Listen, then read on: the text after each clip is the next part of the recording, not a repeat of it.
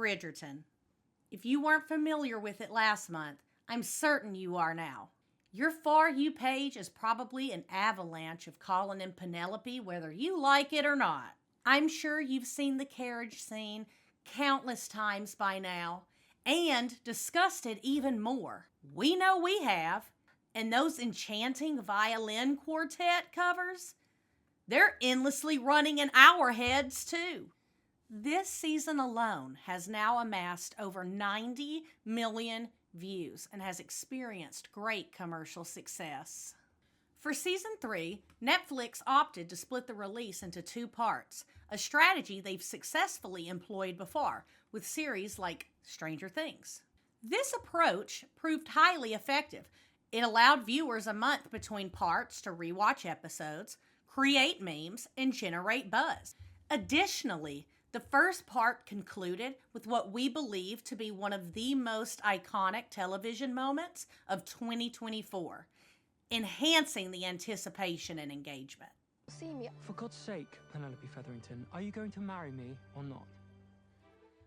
While it's clear that splitting the season into 2 parts is an effective marketing strategy, it boosted publicity and viewership for sure. But did it backfire? Our social media feeds are inundated with Bridgerton interviews, behind-the-scenes moments, and adorable photo ops. Now that the season has concluded, it feels as if we are experiencing a breakup. It leaves an actual longing for more content and massive withdrawals. But why? None of the other seasons left us feeling like this. We adore Colin and Penelope, Luke and Nicola, love the entire cast, and we don't mind the new directions that the showrunner is exploring. So why are we left with this lingering sense of emptiness? In today's video, we'll explore what keeps us craving more and what has sparked what we're calling the Bridgerton Blur. Of course, this season was poised to be a hit simply because it's a beloved season. However, what truly cemented its massive pop culture dominance, truly, honestly, was the decision to split the season. Truly. Yeah. The decision to split it into 2 parts, created a buzz. It allowed people time to make memes. It gave us so many good memes. There were so much. Like, Yeah. Luke and Nicola were talking about all the memes. They were asked by so many interviewers, like, have you seen, and they're like, yes, we've seen the memes. Are you kidding? They commented on the memes. Like, it was Yes, great. they were like, I've saved them on my phone. What do you mean, have I seen them? Yeah, it's like they were commenting on the memes, which made people want to make more memes so that they would comment on them. I think they were liking and sharing them. Yeah, they were all sorts of stuff. It was crazy. There was all this press coverage, op-eds. People were making their analysis. Like, it's crazy. And I know, like, the month between the 2 parts felt like a really long time. But in retrospect, it really was awesome because it gave us a lot of time to, like, rewatch the episodes and really analyze these scenes. Like, everyone on the internet were watching them, like, 3, 4, 5 times, really looking into these scenes, pulling out Easter eggs, looking deeper for meanings, savoring the content thoroughly. Yeah. We both rewatched from start to finish 3 times. Yeah. And of course, the carriage scene we rewatched. A lot. A million. Yeah. Like, probably too many. But yeah. Like, it wasn't a problem. It's not a problem. You have a problem. We don't have a problem. But yeah, no, but it was worth it. It was beautiful. And it was great. That first section, that, like, part 1. Not that there was anything wrong with part 2, but like, yeah, that hype, because we had that length of time, and we're like, okay, I have nothing to do. I'm gonna rewatch it again. And you could do it in a night, and you could do it in a weekend. You could do it, I have nothing to do. I'm baking. I'm, watching the kids or whatever. You just like pop it on because you've already ingested it that first time. Right. And so you're like, okay, I'll just pop it on in the background, whatever. So it was a smart thing to do. I liked it. According to this article, and I know this sounds like duh, but Netflix is claiming, they split the season to keep, viewers invested and subscribe to Netflix, obviously. And if Bridgerton Season 3 Part 1 ends with a moment that will keep audience hooked, they'll surely return to see how the rest of the season plays out. It also encourages longer conversations about the season than if it had released all 8 episodes at once. That said, this 2-part format may not be for everyone. Personally, I liked it. And obviously through this video, we are discussing how this 2-part did contribute to a more overall hangover effect. Yes. So I don't know if me liking it is a good thing or not. Yeah. But personally, I will say, like, this is the first season that I even read the book. Yeah. This is the first season that, This is the only book you've read, right? Yeah, I have not read any of the other Bridgerton books. This was the first one. It's a good choice. Right. Now, granted, I really like Penelope and Colin, so that was a driving point. But I also liked Kate and Anthony, so that did not drive me to read the book. The hype was real. But did you start the book before or after the break? After the break. Aha, so there. Yeah, see? Yeah. I needed it. Because after the break, it was like I craved more Colin Penelope content. Which another thing we'll get into. Yeah. Yeah, I like that. And so I read all the first 5 books before the end of season 1 had finished. I had read The Duke and I years and years and years ago, which I hadn't remembered, but Goodreads had reminded me that I had read it. And so I was like, I'm not going to read it again because I'd read it so long ago. And I was like, whatever. And I watched it, and I feel like it came back. And it's also kind of tropes that I had read in a lot of Regency romance. No offense, Julia Quinn. She did a beautiful job. I love Julia Quinn's prose, by the way. I've read a lot of other books by her, and she's amazing. I love a lot of hers. She's great. And there's some other books that I would recommend by other authors, but we're focusing on Julia. Anyways, I love her prose. She's witty. She's funny. The characters have like witty banter. It's fun. And it's not just like, oh, I long for you, blah, blah, blah. Which, of course, they do. I burn for you, Colin. I burn for you.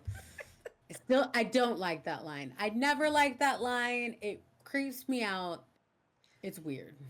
What? No, is that interview where she's like reading it as a dairy girl and she's like, I burn for you, Colin. I burn for you, Colin. I actually do. Now, Anthony's, on the other hand, it's like, what is it? You are the object of, you were, and the object of all my desires. You're the bane. Bane of my existence and the object of all of my desires. Yeah. That is fucking good. Yeah, pretty hot. But I burn for you? That just sounds like an STD. No. Like I still like them. I like Daphne and Simon. I liked the season, but we're not talking about them. Anyway. But even with them, like, I don't remember seeing this amount of hype in any other season. Right? Like, even Queen Charlotte. And I feel Queen Charlotte had a good amount, like a decent amount of hype because people were going through withdrawal, which we're going to talk about. Mm-hmm. And so people were like, oh, so we had Kate and Anthony. Was it between Simon? Was it between 1 and 2? Mm-mm. Or is it between 2 and 3? Yes. Okay. So people were in withdrawal and they were like, oh, we can watch this. And I loved it because you got a lot of backstory on Lady Danbury. You got a lot of backstory on Violet. Well, not a lot of backstory on Violet, but you did. You saw development on Violet and Danbury's story. Flies everywhere. Yeah, it was great. But they were feeding into this, like, we know they're gonna be wanting more, so let's give them something. Right. But now what? It's like this. I don't know though. This season had like boyfriends and husbands checking it out. Like, yeah, I've been loving those videos. Yeah, this one had like. I had some of them are like, dude, calm down. You're on video. Like, I had like, you know, guy friends. We would go out. You know, and I'm talking to my friends about Bridgerton, and the guys are like, yeah, you know, I've started Bridgerton to see what the hype was about. And I'm like, oh, God, here we go. You know, this is, like, never before, like, it was that carriage scene.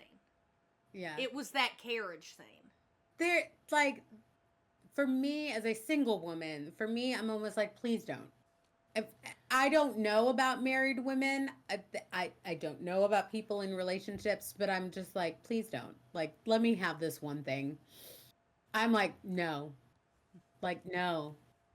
Just, this is my thing. You get your things. You get to go and do whatever it is. It's a fucking your thing. It's okay to have separate things. This is my thing. It's like if I want to watch Thor Bradley or whatever the fuck his name is online, who like chops wood and like takes off his like suspenders. That's my thing. You don't get to share that with me. We don't get to watch it together. If you're in a relationship where that's your jam and you're going to watch it as a couple, great. Because there are couples that I see online, that's their TikTok. They watch hot men do things online and that's their TikTok. That's your relationship and you do it. Awesome. No, that's not a comfort level for me. I don't want to watch a carriage scene with Colin and Penn where he's fingering her with my husband. That does not feel normal to me. This is probably why I'm single. Can we cut this out? Absolutely not. No, this is staying in there. This is why I'm single. Sorry, I shouldn't yell into the microphone. Well, maybe this is what you need. You just need to lure a man in and show him the carriage scene as a litmus test. Richard, it's a litmus test. Like, let's see how he reacts to this carriage scene. Social media was abound with jokes and memes and analyses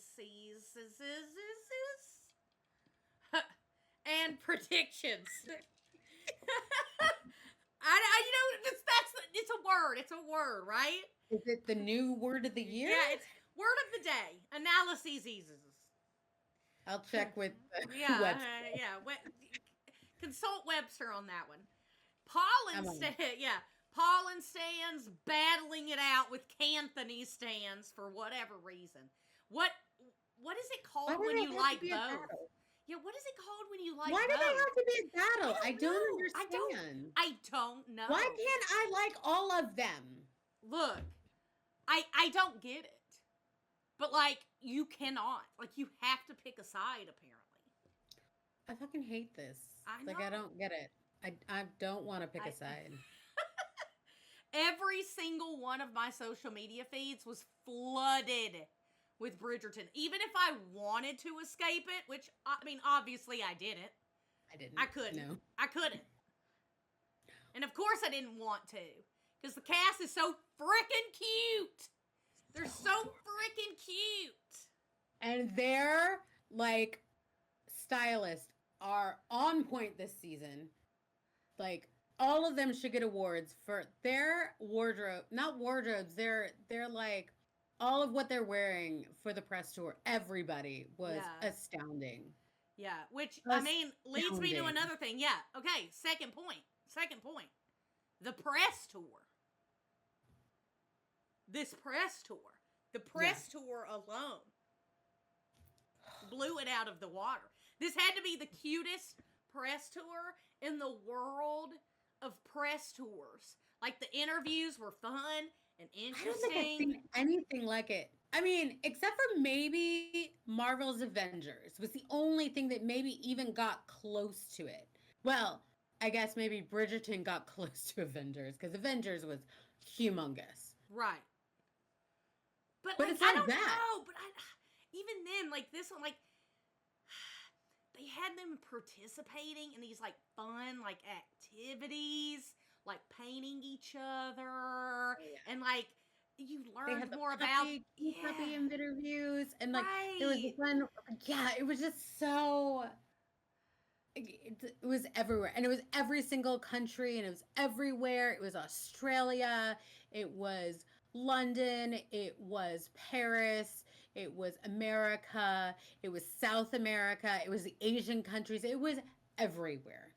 It was all of them, and they looked amazing.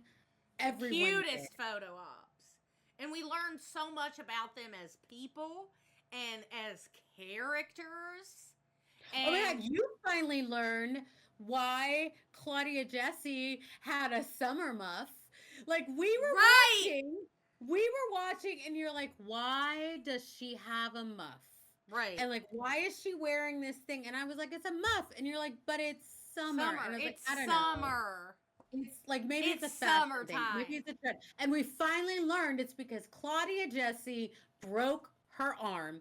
And so the wardrobe people were like, it's a summer up. And we learned that on Stephen Colbert late night show. And I was like, that's why. And how did she do it? Because she tried to do a high kick because she was so excited. And I was like, press tour. And it was adorable. Yeah. And she's adorable. She is so funny. Give that woman her own show. I don't care what it's about. I don't care what she does. The Eloise show. Yes. And the fact that, oh my God, the fact that people are shipping her and Luke, what's the other brother? It's Luke. The guy that plays Benedict? Yes, it's Luke. Oh, I don't remember his last name. I know. The other brother. Benedict. Yeah, the other Luke. Everybody wants them to get together. And I was like, guys, no, not at this and point. apparently he's dating one of the Feathering sisters, allegedly. Well, speaking of people wanting people to date, and Luke's, okay, let's address the elephant in the room. Okay, go for it. And just really discuss like the crown jewel, the diamond of the season, the diamond of this press tour, which is the chemistry, the sheer glowing aura that is surrounding Luke Newton and Nicola Coughlan. Okay? So because adorable. they're, oh my God, I've never been so enamored. Like, the whole world wished they were, like, I even wish they were a couple. And I'm the type, I'm just like, I'm a grounded, realistic person. And even I was like, oh. We're adults who we pay taxes and mortgages. and I was like, please. Like, oh my God. Like, They were so cute. It's like, God, they were electric. It was insane. Another thing that I love so much, and this is just a very aside, I love that Nicola Coughlan is like very close to your age. She's like 37. Yeah. She's like our age, and we all look great, by the way. Right. We look fantastic. We could easily pay 21-year-olds. I mean, I could look. I could easily play a 19-year-old in Bridgerton time. In a period drama. Okay, everybody look. I could not play a 19-year-old in Dairy Girl. Well, maybe in Dairy Girls, but I couldn't do the accent. I could maybe do a British accent, but I could not do a Dairy Girl accent. No, like You could come over and be a East Texas friend. An East Texas Dairy Girl. Like, yes, please. Oh my God. Oh, but God. no, Nicola and Luke is like everybody's new best friend. And right. And that we wanted to bang. And every couple is like, we could be best friend couples with them. Everybody wants to like double date with them. Everybody wants yeah. And the thing is that they're just so cute and they have great chemistry and they are honest to good friends. And the press tour was amazing. It was so disappointing though that people were angry when allegedly people saw Luke or with a girl who may or may not be his girlfriend. And I think it is his girlfriend. I do too. And hey, great for him because you know what? He is an adult. And so, and they are not together. That is okay. Are we a tad disappointed? Yes. But is that the world that we live in? Yes. But That's this kind of leads it. This leads into my next point, though, right? Okay. Please. Was it all too much? Okay, because now we get into we've talked about all the good of everything, but was all of this too much? Because it's like the For You page, the constant feed repetition, you know, not knowing what day it was from, what country. The cast chemistry was fire and everything. We ate it up, but like, were we love bombed from it? Great word for it. I felt like it was so much. And it was just like, this is everything you ever needed. And then it was just like, and then we watched the second half and it wasn't quite what I expected. Not that I didn't like it, but it wasn't what we all expected. Right.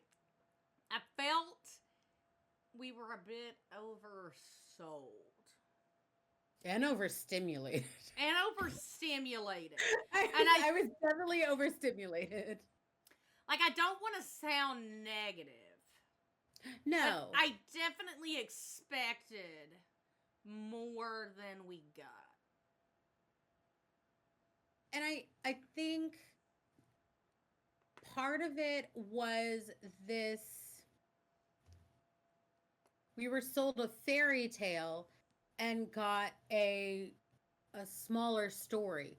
And there was nothing wrong with the story, but it's a slower burn than what we were expecting. Mm-hmm. We were expecting, you know, the knight in shining armor, which is basically like he gets out of the carriage, he gives him his arm, he gives her his arm and he's like, come with me and everything's gonna be okay, and we're expecting that. And then, you know, the steps that happen afterwards, they don't quite become a fairy tale. And while it's a good story, we were sold a fairy tale. Mm-hmm. And all this press tour was this fairy tale and this fantasy. Right. And we went along for the ride and we didn't get the fantasy and the fairy tale. We got a very good story, but we weren't really sold it. It's kind of like when you get a trailer.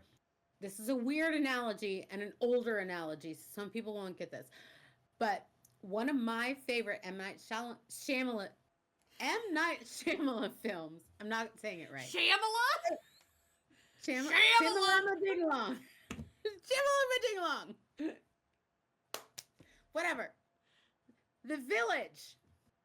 The trailer made it seem like it was another like horror like film, but that's not what the film is at all. It's a completely different film. And after I've watched it like 3 or 4, I've watched it a million times now. I love the film. It is not that. And you have to go back and watch it a different way. But when you've been sold a horror film, it's hard to like disassociate yourself from that. And that's what I'm saying is, had we been sold like a drama and a slow burn and it's all good and like just wait and like you had been saying, I think at some point, it's like, well, there's more of Colin and Penn's story coming up because in the book there's a lot of things that happen after they're married in the book, which I don't want to give away any spoilers, but there's a lot more of their story that happens later. And so if they had sold us that story and that thing on social media, we wouldn't have been so frustrated. But we were like, no, it's a fantasy, it's a fairy tale, it's so beautiful, everything is coming up roses. And I was like, that's not what happened. That's not what we got. So that actually that's a good point. Because we were oversold because the season ended with such an iconic scene. Like that carriage scene, epic. Yeah. Watched over and over and over. Like, I think that episode, like, the view time was insane on it. So the rest of the season, and I think they were smart to leave off on that because that had everyone hooked. Like, it was a smart move. But the problem is when you come back, you have to live up to that. And I think, in my opinion, and this could just be from a person that has read the book, and I know the show is different than the book. Completely different. And so I get this. But I feel like the mirror scene was supposed to be like the second part of the season's epic scene. But they threw it at us like so early on, and you get lost. Like, it's in the first like 20 minutes. Like, we are just like, it's just like bam, wham, bam. Okay, like that season, that scene. It took me a while. That scene with Portia was so good. I wish they would have drawn that out a little bit. Because in the book, it's a little bit longer. Drawn it out a little bit. And I wish they would have had the mirror scene, but maybe not had that turn into the sex scene. Right? Yeah. And personally, if it were me, and obviously I'm not the showrunner, like the scene was, in my opinion, I thought it was beautiful. Obviously, there's people that have issues, nitpick, whatever, but I'm not going to nitpick it. I'm not going to sit here and nitpick anything. But I think it would have worked better if it would have happened after their argument in the street before their wedding. Because then that kind of would have cemented, like, his still love for her. Yeah. Even despite everything. Now, again, I can't think of a single scene in the second half that's more memorable than the carriage scene. I agree with that. Yeah. And to your point, and then that's point number 4. Another thing. Frustration with editing. Right? The season had a lot of overlapping plot lines. In my opinion, more than the other seasons. Yeah. And other seasons did have overlapping plot lines. They all have. Yeah. I think the focus on Benedict and Francesca had the Paulin fans, a little upset. I love Paulin too. But I also understand the need to build out a story. You got to start putting pieces on a board before you can play the game. And we've discussed this. It's like, it's season 3. You can't continue to just be like one focus and like not really pay attention to the other characters.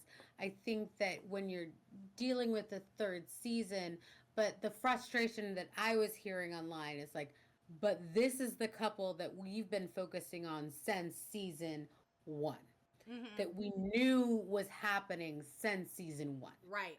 Or at least people who are in the know has been happening since season 1.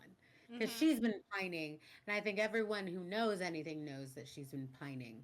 Or anyone who's not an idiot knows that she's been pining since season 1. Everyone except Eloise, apparently. And Colin. And Colin. Everyone except Eloise and Colin. Yeah. Everyone. And Portia. Yeah. Well, no, Portia knew. But she's in. I think. She's like. Yeah. I think Portia knew.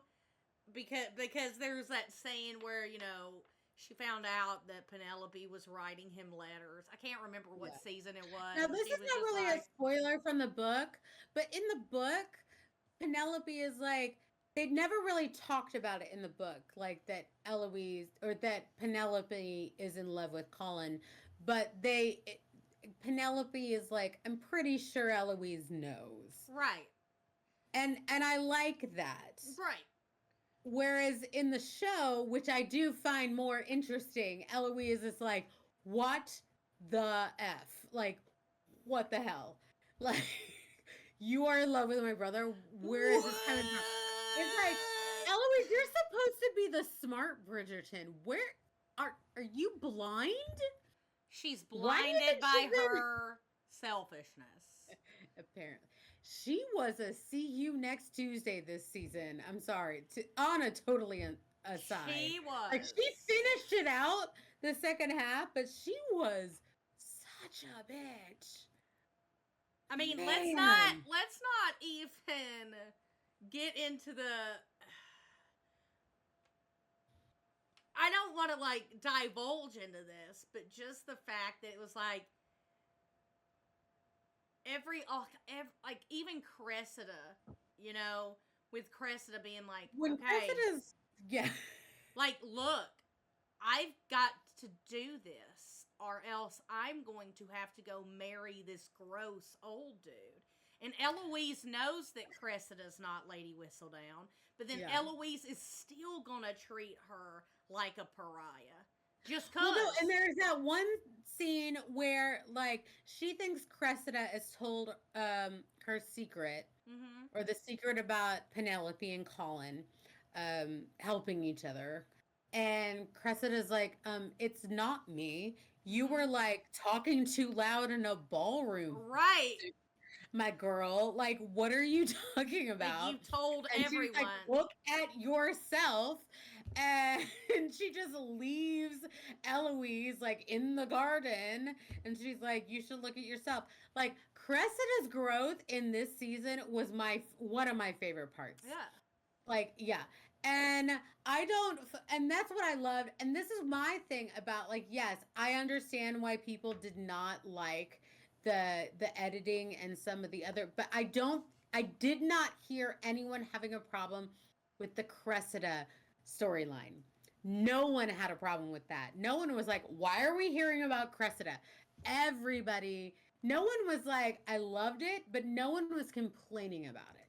And maybe it's because Cressida's plot was integral. It was interesting, and it was integral. Now, it was very different from the book. And again, I won't give spoilers for the book. If you want to read the book, read it. It's fantastic, it was right? different, but not different. Like, they made it... It was very different. It was very different. I mean, she still blackmailed her because she needed money. That was different, but her character is different. Correct.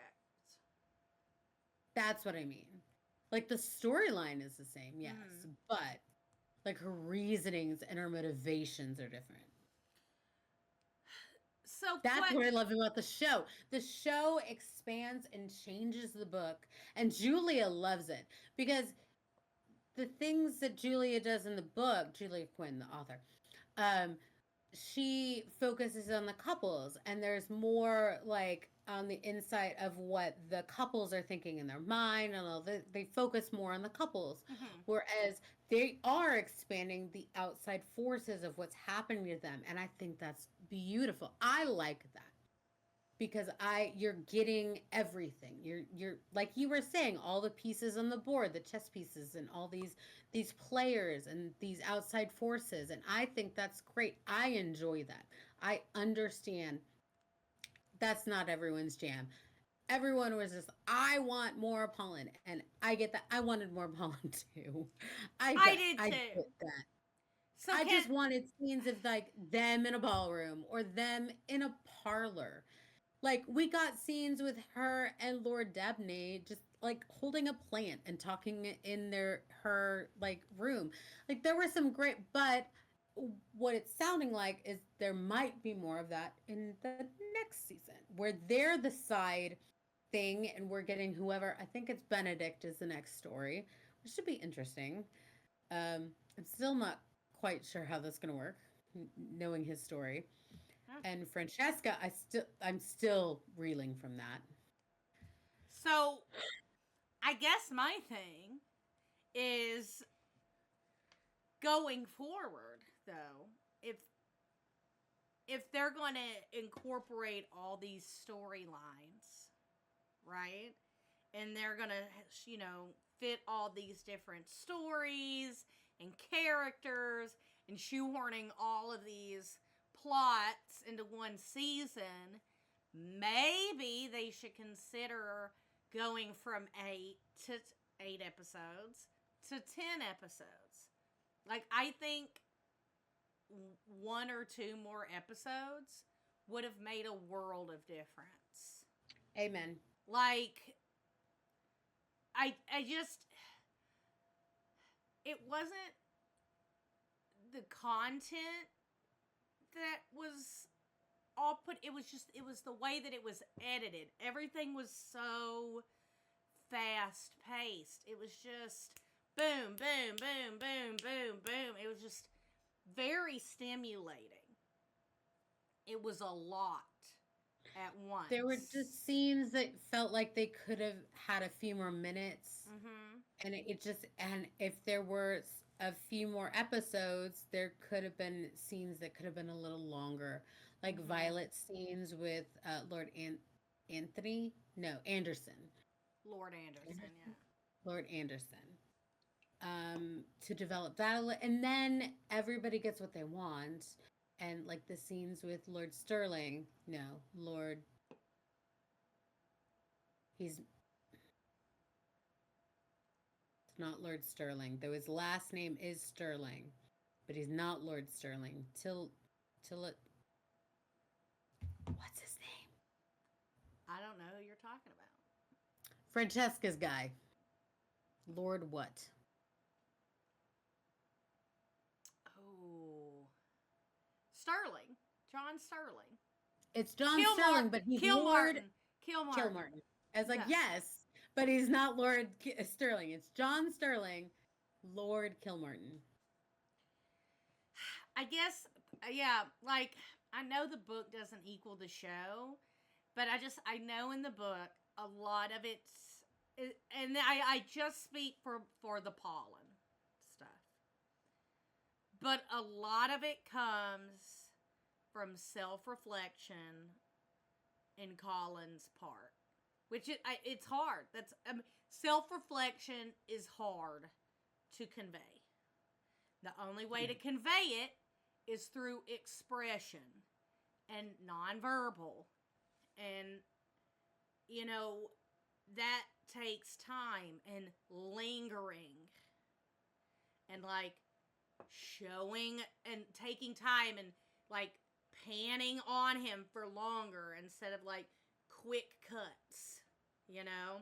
Like, And Luke Newton was really good at I it. know, like, he put... And so was Jonathan Bailey. Yeah, he put so much expression into it. Like, you can tell that he really knew, like, he was really expressing, and you can even tell in interviews during the press tour, like, he read the assignment. He knew what his character was supposed to be feeling. He knew what his character was supposed to be processing.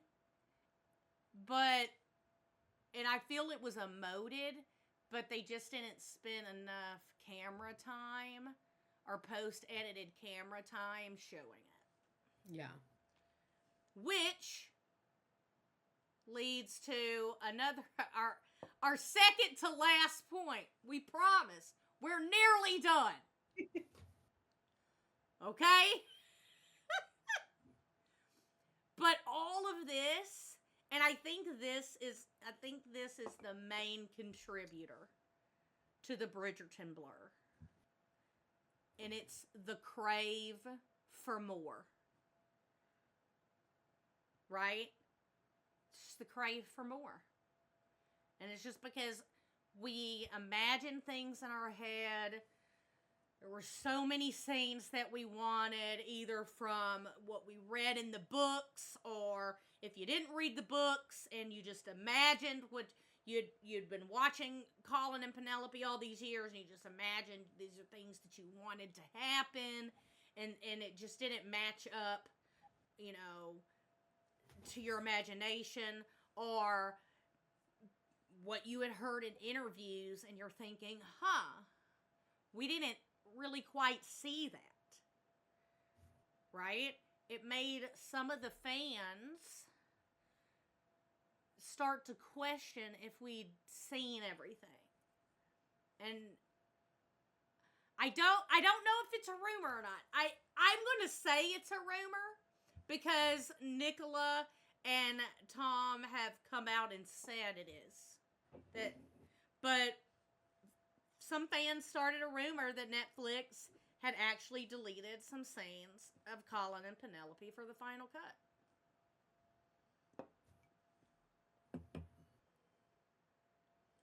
But I thought they had squashed the rumor and said it was absolutely not true as well. They did.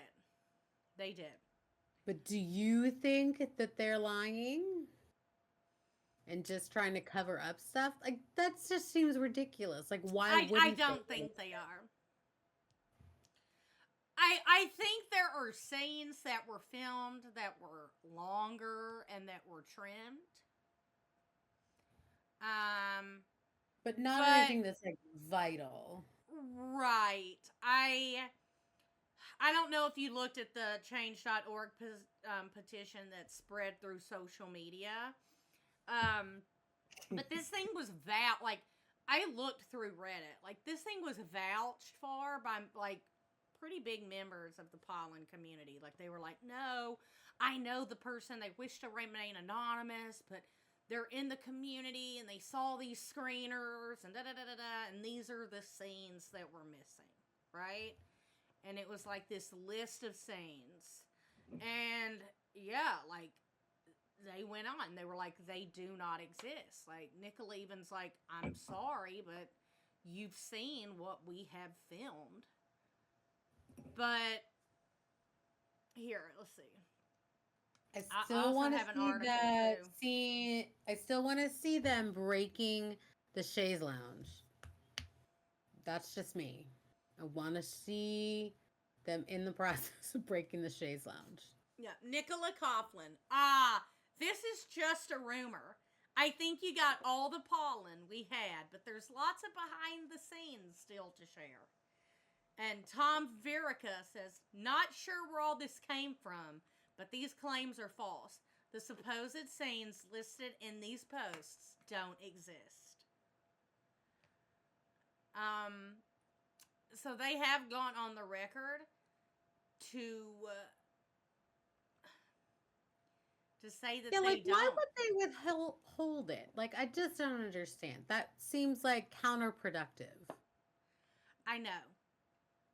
But it's because people are They're craving more. They're I get that. craving it. And when it came out, I was too skeptical. And I kind of got, I don't want to say attacked, but I kind of got lightly nipped at for even questioning the validity of these scenes on Twitter. What do you mean? Like, you were, like, you questioned someone, like, that can't be real, or are they real? Yeah. Or... I was like, are we sure these are even, like, real? And they were like, the person that vouched for these are, like, a esteemed member of the pollen community. Blah, blah, blah, blah, blah, blah. So I'm just like... Of the pollen community? Yeah. Okay, I'm going to get us in trouble. Definitely don't put that in. So... you don't want to get us in trouble. We're going to get in trouble regardless. But no, but it kind of goes, like, it is so easy. Like, when people are this... And again, like... when you're this hungry for more content, people, like, oh man, people will, they want it. It's, well, what did I say? It's like a drug. We're coming down from a drug. We were fed this drug, and they wanted us to become addicted, and we did. We did. They succeeded. We are addicted, and now we're coming down from this, and we don't know what to fucking do. Yeah, like, we're in a blur. And there's still plenty of Bridgerton content on my For You page. But, like, for how much longer? And it almost hurts to see it now, because I do want more to their story that I know I'm not going to get. Yeah. But I will agree. Like, it's not like season 1 or season 2. And I loved season 2, and I liked season 1 a whole lot. Like, that induced me to do the other seasons and read the first 5 books. You know, I'm up to Eloise's story up to Francesca's story in the books now. Like, I'm very much obsessed, and it's like, I lost my train of thought. But this season has got me so invested. Like, so much more than any other season. Is it pollen? Is it the way the media was done? Is it the splitting of the episodes? What is it? I don't know. Is it all of that? Is all it of the above? They put everything in the cauldron, and that's what succeeded. I don't fucking know. But it worked. Now I'm coming down. I don't know what to do. And now we have the final ingredient in this cauldron, this bubbling cauldron that makes everything worse. And it's that, before we get any more, it's a 2-year wait until more Bridgerton. At least. Yeah, at minimum. Because they could be like, oh, something happens. Yeah. We could have another fucking pandemic. I don't fucking know. And look, Please be careful. Please be safe. It's understandable. Like, good art takes time. Yeah. And we are all for a healthy work-life balance for writers, crew, actors, everyone. I mean, those wardrobes alone have to take an amazing amount of time. Right. And the queen's wig, that minimum has to take at least a month. They have to, like, ship in the mechanics. You have to have an engineering degree for that. Like, But it was so exciting. I saw an interview. I have to look up the video where they really, it was very important. I told you about this, where they wanted to incorporate her real hair, her African hair, because it was important to them that she had her hair incorporated into the wig and into the mechanics. And well, not the mechanics, not all of them have mechanics, because a lot of African women of African descent don't get that represented in their hair when they put on wigs and stuff like that. So I was like, that is amazing. I have to look at the video, and when I do, I will try to link it below in our comments, because it was really yeah, amazing. because that'll be video, really. and I love that. would love to Golda see is that. amazing. I love Golda too. She is awesome. I loved her in this and in Queen Charlotte. Yeah, For sure. but I might have to research finding that video. But as you can tell, I love hair. I'm not vain about it at all.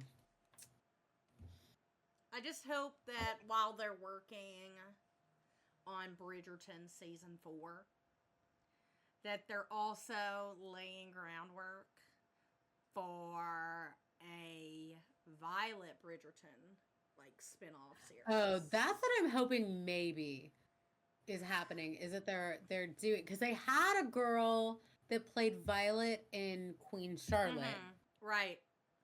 and they have the guy who played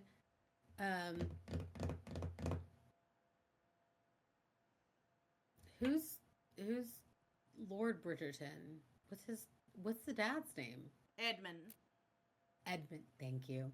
So Netflix, if you see this, please, I want to see Violet Bridgerton's story, and I don't think I'm alone in that sentiment.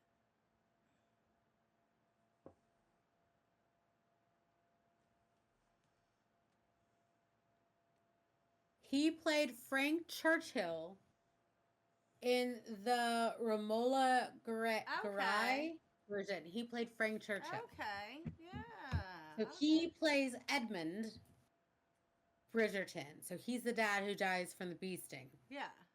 Okay. So he's cute. He is. Obviously, they It wouldn't worked. have him play. No, know, but young, if they but- get, he could play the younger one. Still, I think it could work. So, are you two feeling the Bridgerton blur? Like, do you have any more thoughts to share? Let us know in the comments below. And if you like our opinions, make sure to follow us on Twitter, TikTok, Instagram at Romcom Rejects for more content about rom-coms and romances and all things adjacent. And here too, of course. Ooh, if you've made it this far, let us know if you're looking forward to the series My Lady Jane in the comments. Till next time, Kisses!